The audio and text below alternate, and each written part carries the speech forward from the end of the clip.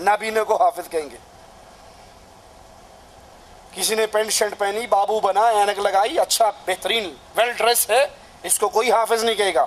سر اور اندھا، اس کو بیچارے کو ایک صورت بھی یاد نہ ہو، اسے کہیں گے جی حافظ صاحب، حافظ صاحب آگے گلی بند ہے، حافظ صاحب ادھر مڑ جاؤ. کیوں؟ یہ ذہن کے اندر گندی سوچ اتنی بس چکی ہے کہ جو اندھا ہوتا ہے سوائے قرآن کا حافظ بننے کے اسے کوئی کام نہیں آتا، وہ صرف حافظ بنتا ہے. جو اندھا ہوتا ہے وہ صرف حافظ بنتا ہے. بیٹا لنگڑا ہو، بچہ لولا ہو، اندھا ہو، ڈل ہو، مسجد میں ڈال دیں گے. حالانکہ رسول کریم صلی اللہ علیہ وسلم کیا فرماتے ہیں؟ خیرکم خیرکم، پوری کائنات میں سب سے بہتر جو قرآن سیکھے اور سکھائے. ڈاکٹر بہتر نہیں، انجینئر بہتر نہیں، امیر بہتر نہیں، مالدار بہتر نہیں، وزیر بہتر نہیں. خیرکم، پوری انسانیت میں سے سب سے بہتر وہ ہے جو قرآن پڑھتا ہے اور پڑھاتا ہے، سیکھتا ہے اور سکھاتا ہے. حافظ کا تو کیا کہنا، قاری قرآن کا تو کیا کہنا، ان کے والدین کے سروں پہ قیامت کے دن نور کا تاج رکھا جائے گا. جائیے پوری احادیث کو پڑھ لیجئے، کہیں آپ پڑھ لیں مالدار کے سر پہ تاج، ڈاکٹر کے سر پہ تاج، جو اسپیشلسٹ ہو اس کے سر پہ تاج. قرآن کا حافظ غریب ہے یا امیر، چھوٹا ہے یا بڑا، اس کے سر پہ، اس کے والدین کے سر پہ نور کا تاج رکھا جا رہا ہے. اور اس سے کیا، اس کے والدین سے یہ سلوک، اس سے سلوک کیا ہے؟ اقرا وارتفع، پڑھ اور جنت کے درجے چڑھ. جہاں تیرے منہ سے آخری آیت نکلے گی جنت میں وہی تیرا ٹھکانہ ہوگا. تو مسلمان خلیفہ مسلمانوں کی مسجد کا امام بھی ہوا کرتا تھا.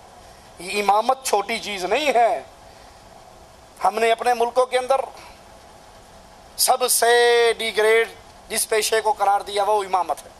جسے کوئی کام نہ آتا ہو کیا کہیں گے جی اس کو امامت لگا دو، اس کو مسجد میں لگا دو، جی اس کو ملا بنا دو، اس کو مولوی بنا دو، اس کو مسیتر بنا دو.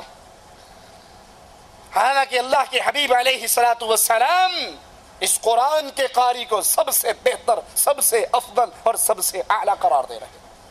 امیر معاویہ رضی اللہ عنہ وارضا پر حملہ ناکام ہوا، معمولی زخمی ہوئے، اور عمر بن عاص بیمار تھے، انہوں نے اپنی جگہ کسی اور کو نماز کے لیے بھیجا. لیکن سیدنا علی رضی اللہ عنہ وارضا مسجد کی طرف جا رہے ہیں. عبد الرحمن ابن ملجم، یہ مجرم، یہ اللہ کا دشمن، راستے کے اندر گھات لگا کر بیٹھا ہے اور اپنی تلوار کو زہر سے بھرا ہوا سیدنا علی کے اوپر وار کرتا ہے، جو ان کے سر پہ پڑتا ہے.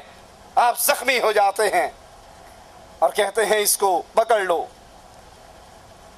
اپنے بیٹے حسن حسین کو بلاتے ہیں، وصیت کرتے ہیں اور کہتے ہیں اس کے ساتھ اچھا سلوک کرنا، اگر میں بچ گیا میں خود اس سے جو چاہے ماجرا کروں، چاہے انتقام لوں، سزا دوں اور چاہے معاف کر دوں، لیکن اگر میں اس زخم میں مارا گیا پھر قیامت کے دن میں اس سے بدلہ لوں گا. اللہ کے دربار میں میرا اس سے ماجرا ہوگا. اگر میں مارا جاؤں تو اس کو مار دیا جائے، اس پہ حد قائم کر دی جائے، اور اگر میں بچ جاؤں تو پھر میں اپنا ماجرا اس کے ساتھ خود نبیڑ لوں گا. لیکن وہ تلوار زہر سے بھری ہوئی، وہ تلوار، وہ زہر آپ کے جسم میں اپنا اثر دکھا گیا اور آپ اسی زخم کی تاب نہ لاتے ہوئے شہید ہو گئے. حضرت علی شہید ہو گئے. اس دنیا کو چھوڑ کے آپ کی مبارک پاکیزہ روح اللہ کی جنتوں کی طرف روانہ ہو گئی. اب سوچئے سیدنا علی کو مشکل کشا کہنے والوں، وہ شہید ہوئے یا نہ ہوئے؟ ہوئے. جو مشکل کشا ہو، حاجت روا ہو، بگڑی بنانے والا ہو، اس پہ موت، وہ ایک اللہ، وہ ایک اللہ ہے جو ہمیشہ سے ہے، ہمیشہ کے لیے ہے. اس اللہ پر کبھی موت نہیں آنی. لا تأخذہ سنۃ ولا نوم، اس کو موت کیا نیند نہیں آتی، نیند کیا اونگ نہیں آتی. کل من علیہا فان، اس دھرتی پہ جو بھی آیا ہے آپ اس کو بڑے سے بڑا مقام دے دے، بڑے سے بڑا رتبہ دے دیں، بڑے سے بڑا عہدہ دے دیں، بڑے سے بڑا اس کا نام کے ساتھ دم چھلے لگا دیں، لیکن اس دھرتی میں جو پیدا ہوا ہے وہ مرنے کے لیے پیدا ہوا ہے۔ کل من علیہا فان، سب نے مرنا ہے۔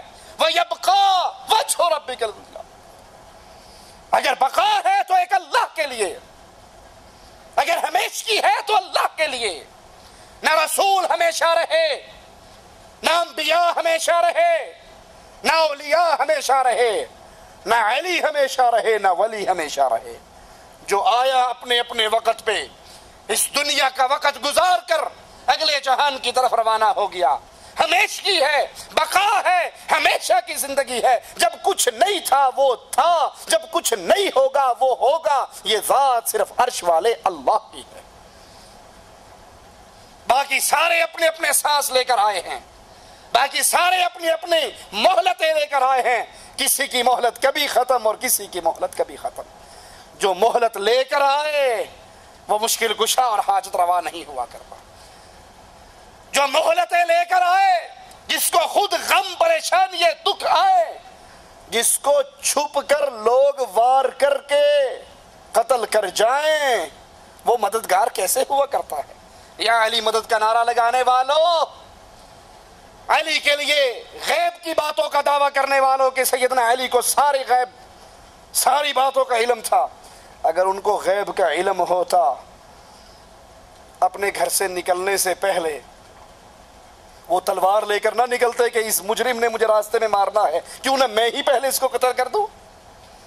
ان کو غیب کا علم ہوتا، کسی مسلمان فوجی کو بھیج کے اس کو گرفتار کروا لیتے۔ ان کو غیب کا علم ہوتا، جب وار کرنے لگا تھا تب ہی پیچھے ہٹ جاتے۔ سوچنے والے سوچتے نہیں اور بے عقلی کی دنیا میں بہہ جاتے ہیں۔ سوچئے اللہ کے لیے، اگر سیدنا علی کو غیب کا علم تھا تو جان بوجھ کے گھر سے نکلے۔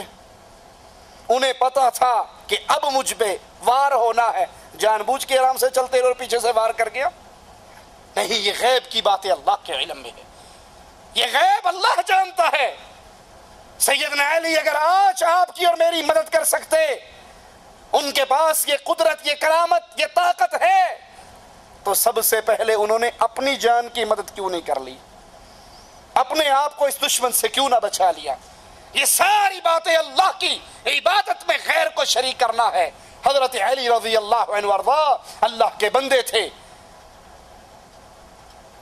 اللہ کے منگتے تھے، اللہ کے در کے سوالی تھے، اللہ کے رسول صلی اللہ علیہ وسلم کے پیارے تھے۔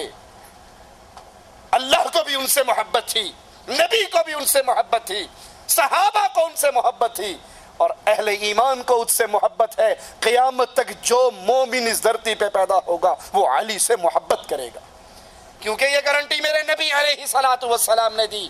علی جو مومن ہوگا وہ تجھ سے محبت کرے گا، اور منافق تجھ سے بغض کرے گا۔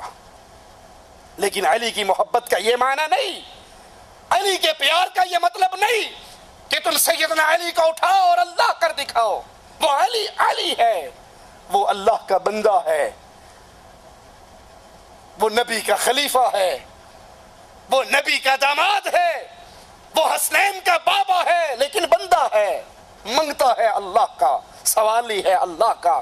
وہ بھی جنگ پہ جاتے تو اللہ سے مدد مانگا کرتے تھے، اس کی مدد بھی اللہ کیا کرتے تھے، اس کو کھانا اللہ کھلایا کرتے تھے، اس کا رازق بھی اللہ، اس کا مالک بھی اللہ۔ وہ اللہ کا بندہ ہے، اللہ کے بندے کو اللہ بنانے کا جرم نہ کرو۔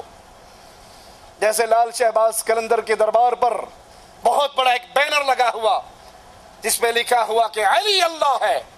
علی وہ ہے جس کو عربی میں اللہ، اردو میں معبود،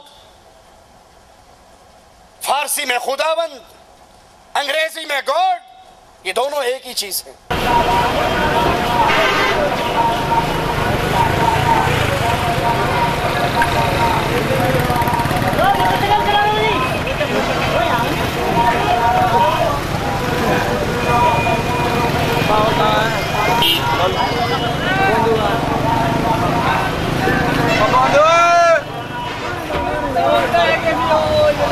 বন্ধু